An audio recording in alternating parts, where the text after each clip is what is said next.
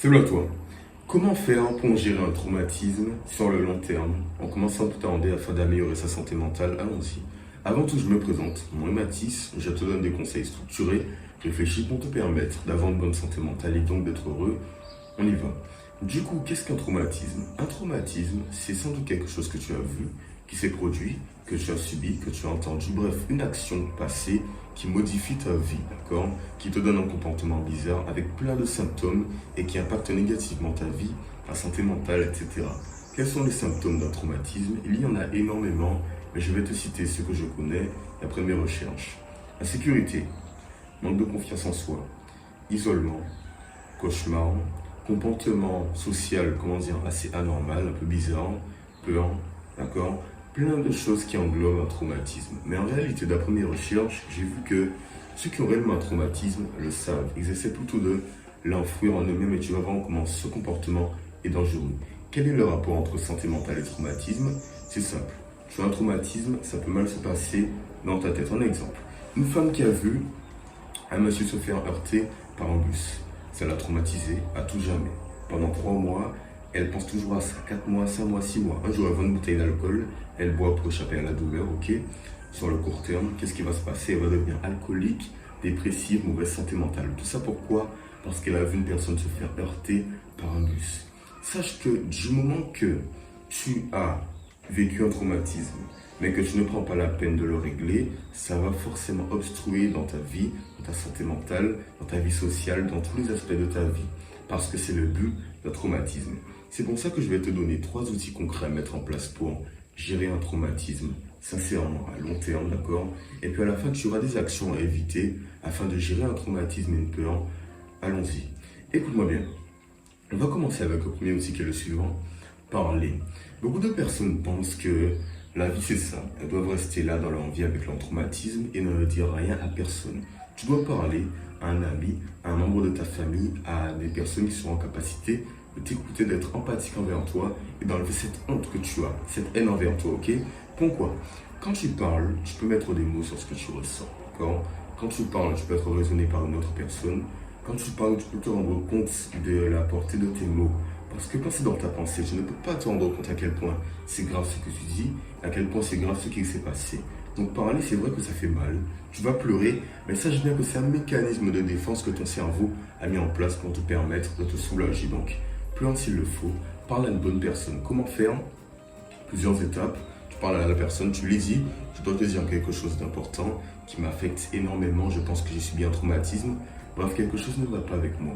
Cette personne, ta mère, ton père, tes amis, peu importe, vont t'écouter si ce sont des bonnes personnes pour toi, ok?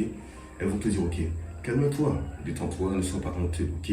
Sois empathique envers ta personne, je te comprends, parle-moi plus de ce qui s'est passé, je veux t'aider, je veux te comprendre, ok? Ou tu peux même parler à un thérapeute si tu as les moyens, c'est à toi de voir ce que tu fais, mais dans tous les cas, libérer la parole, c'est la meilleure solution pour une bonne santé mentale et surtout une gestion de ces traumatismes. Deuxième outil, le journaling, l'écriture. Je ne vais pas parler de l'écriture comme j'en parle habituellement, ok? Avant, j'aurais dit écris sur ta vie, sur ce qui se passe, sur ce que tu passes sur le moment, mais non. Maintenant, j'ai créé un protocole spécial pour les personnes qui ont subi des traumatismes que j'ai mis en place d'après mes recherches, ok? Donc avant tout, je vais te citer les avantages de l'écriture. Il y en a énormément, d'accord? Quand tu écris, tu mets aussi des mots sur ce que tu ressens. Tu peux prendre un pas de recul après avoir écrit en te disant, ok, j'ai réellement écrit ça moi, ok? Et donc tu vas aller dans un doute, dans un choc avec ta propre personne et tu vas avoir un déclic qui va te permettre de gérer ton traumatisme et de comprendre ton problème, d'accord? Écrire te permettra de gérer ton traumatisme sans parler. C'est vraiment destiné aux personnes qui n'ont personne à qui parler. C'est comme une alternative, un deuxième outil à la fois. Donc, comment faire pour mettre en place ce protocole? Le protocole est le suivant. P, T, C, S. Problème, temps, cause, solution. Qu'est-ce que je veux dire par là? Un exemple tout simple. Le problème. Imaginons que tu as été, je sais pas moi, frappé par tes parents quand tu étais à la fin de ton adolescence. On est d'accord. Donc le problème c'est quoi? C'est que maintenant tu as 20 ans, 25 ans, 30 ans, tu as des insécurités, manque de confiance en toi, tu vas mal dans ta peau, dans ta tête, tu ne sais pas pourquoi, ok? Ça c'est le problème. Depuis combien de temps ça dure? Depuis la fin de ton adolescence ou depuis quelques mois, ok? Et puis, quelle est la cause du problème? Tu vas réfléchir petit à petit et en général, quand et les symptômes ont commencé, insécurité, confiance en soi qui ne va plus, ok? Quand ces symptômes sont venus, c'est exactement la même période que le traumatisme a eu lieu.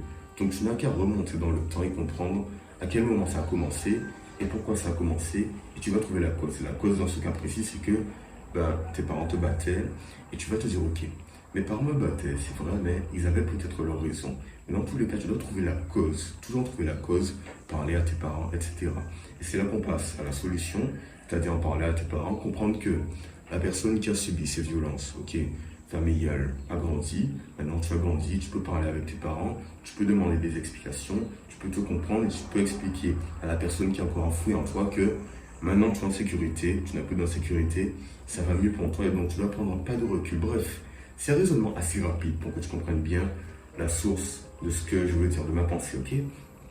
Mais ce sera long. Une demi-heure, 1 heure, 2 heures, plusieurs fois par jour, plusieurs fois par semaine. Gère la cadence au moins 1 fois par semaine. S'il te plaît, c'est un travail à long terme, n'oublie jamais ça. Maintenant, tu as un dernier outil à ta disposition. Simplement le fait de comprendre que ça va devoir aller de pas à pas et que tu auras un plan d'action à mettre en place. Parce que tu peux parler, tu peux écrire, mais si derrière tu n'as mis aucune action en place, tu vas, nager à contre-courant. Donc tu dois apprendre à mettre en place des plans d'action, un plan d'action, des solutions. Comment faire? Tu te dis d'accord, je connais la cause de mon problème, j'ai la solution, je vais mettre en place cette solution. Demain, après-demain, à cette heure-là, parler à mes parents, appeler mes parents, comprendre d'où vient cette insécurité, ce manque de confiance en moi. Pourquoi? Parce que sans plan d'action, tu stagnes. Pareil avec les objectifs, ta vie, ton succès, tu dois avoir un plan d'action pour y arriver. Donc trouve un plan d'action pour te libérer de ton anxiété, de ton stress, de ta confiance en toi. Prends rendez-vous avec ton thérapeute, peu importe que c'est avec toi-même, un moment d'introspection profonde, mais mets en place un plan d'action pour te libérer de tes traumatismes. Tout ça, c'est bien beau, tu as les outils, mais il y a forcément des actions à éviter. Quelles sont ces actions? Je te les confie dès maintenant. Première action, écoute-moi bien, c'est le fait d'enfouir le problème au fond de toi. Prenons un exemple. Une femme ou un homme, peu importe, imaginons que toi, tu as une épine dans le pied. Elle t'a fait mal, et je te dis c'est bon, ça va passer, elle va partir. À chaque fois, tu dis que tu dois enlever cette épine, mais tu ne l'enlèves pas. Petit à petit, c'est compliqué pour toi de marcher, ton pied est un peu blanchâtre, bleu, et tu te demandes pourquoi. Mais je te dis c'est bon, ça va passer, ça va passer. Et puis 2 semaines plus tard, tu ne peux plus marcher sur ce pied gauche, parce que l'épine est rentrée dedans. Tu vas à l'hôpital, qu'est-ce qu'ils te disent? Tu dois amputer ton pied. À ce moment, tu es dépisté, tu te dis, attends, si j'avais réagi plus tôt, j'aurais pu me sauver. Sauver au moins un orteil, mais pas perdre tout mon pied.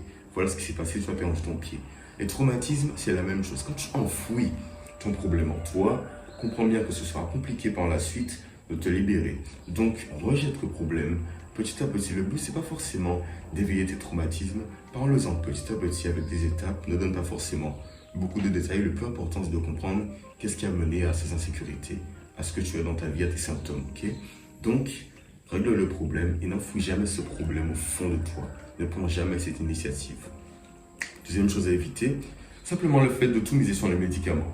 J'ai écouté un podcast et qu'est-ce que j'ai compris, c'est que aux États-Unis, la plupart des personnes misent tout sur les médicaments. Ça veut dire quoi? Tu as une séance de 15 minutes avec ton thérapeute, après il te prescrit des médicaments, 7, 8 médicaments. Et dans le podcast, il disait quoi? C'est que c'est pas une vie en réalité d'avoir autant de médicaments, alors que le plus important c'est quoi? C'est de trouver la source. Et c'est bien le psychiatre qui l'a dit. Si tu n'as pas la source du problème, tu ne pourras pas aider la personne.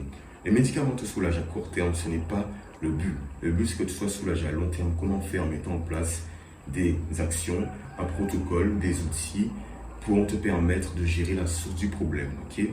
Mais les médicaments ne vont pas t'aider. Du moins, ils vont t'aider, c'est vrai, mais surtout si tu es très bas. C'est-à-dire que tu n'as personne à qui parler, tu ne peux plus bouger de chez toi. À ce moment, des médicaments vont t'aider. Mais le processus, c'est quoi? C'est qu'à la fin, tu puisses avoir des thérapeutes, des personnes qui t'écoutent, ton travail personnel pour gérer la source du traumatisme. Okay? Donc, ne compte pas trop sur les médicaments. Sache que la source est la plus importante, c'est en priorité. Maintenant, écoute-moi bien. Dernière chose à forcément éviter, t'isoler. Beaucoup de personnes s'isolent après un traumatisme, elles ont honte, etc., etc. Ce n'est pas bon pour toi. Arrête de t'isoler. Si tu as une addiction, prenons un exemple, tu as une addiction, quand tu es tout seul, tu peux succomber à l'addiction. Quand tu es entouré, tu as plus de mal à le faire. Mais d'accord, quand les personnes sont autour de toi, tu peux y arriver. Quand tu es tout seul, c'est compliqué. Donc, apprends à ne pas t'isoler. C'est dur, mais quand tu as un traumatisme, c'est que entre nous, tu as aussi un symptôme d'isolement. Donc arrête de t'isoler, appelle à l'aide, n'hésite pas, surtout pas. Tu peux me parler sur mon Instagram si tu en as besoin, d'accord, je suis là. Mais dans tous les cas, apprends que l'isolement est mauvais pour toi. Et si tu ressens de la honte envers un traumatisme, sache que souvent tu ne dois pas avoir honte, tu es la victime. La personne qui doit avoir honte, c'est la personne qui t'a du moins donné ce traumatisme. Donc, quoi qu'il arrive, prends ton temps pour réfléchir à ça, ne t'isole pas. Je pense qu'on a bien avancé et la vidéo touche à sa fin. Mais si tu en veux plus, tu as des addictions, tu es anxieux, stressé, tu as une mauvaise santé mentale, information en description, d'accord? Sinon, abonne-toi, like, commente, garde la pêche, garde le smile et puis je pense à l'enthousiasme. Ce fut un plaisir. Peace.